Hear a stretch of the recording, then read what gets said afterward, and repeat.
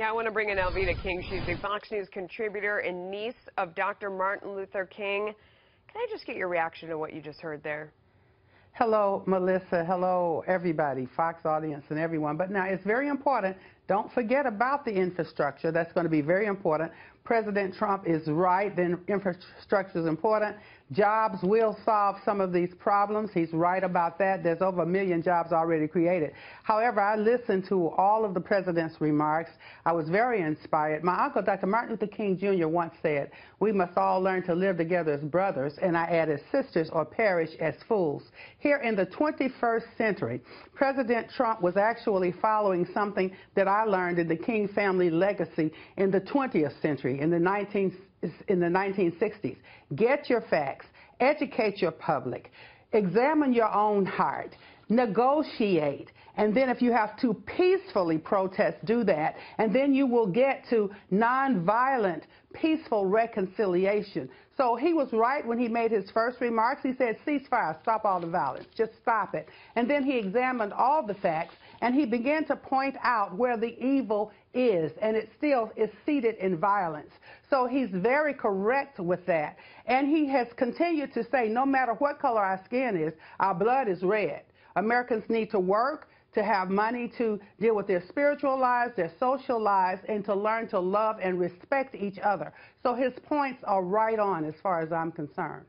When he says there is blame to go around on both sides, already I saw people on social media saying he blames both sides equally. I never heard him say equal. I don't know that you can measure. He did not say equally. He just said there's fault and blame on both sides. And so where you alt-right, alt-left, all that kind of thing, but it's stirring up chaos and agitation, you see. So where you find the alt-right, for example, with the Ku Klux Klan and everybody, we know that on the alt-left, Black Lives Matter, they throw firebombs and curse people out and do all that kind of thing too.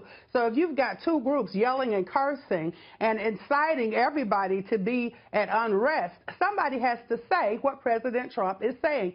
Cease fire. Think.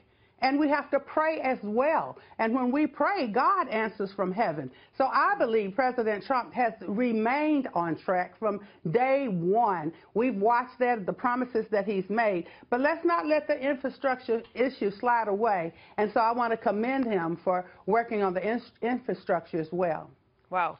Great thoughts, great words. Let me ask you, when you see people show up on any side with weapons, with masks, with shields, with bats, whatever it is, does it matter what side you're coming from? I mean, doesn't that indicate that you're there for violence? And isn't that wrong no matter which side you're on? We want sanity and peace. We want everyone to step back and peacefully resolve this issue.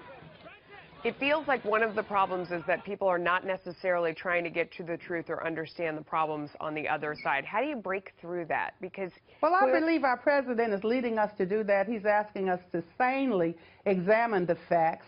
He appreciates prayer. I want America to pray right now, if you will.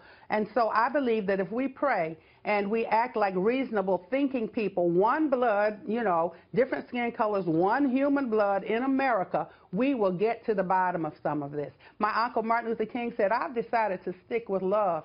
Hate is too difficult a burden to bear. I agree with that. And, the president is leading us to sanity. Yeah, thank you for your sanity and wisdom today, Alveda. We always appreciate when you come on and give us perspective. Thank you. Beautiful, beautiful words. Perfect way to end that. And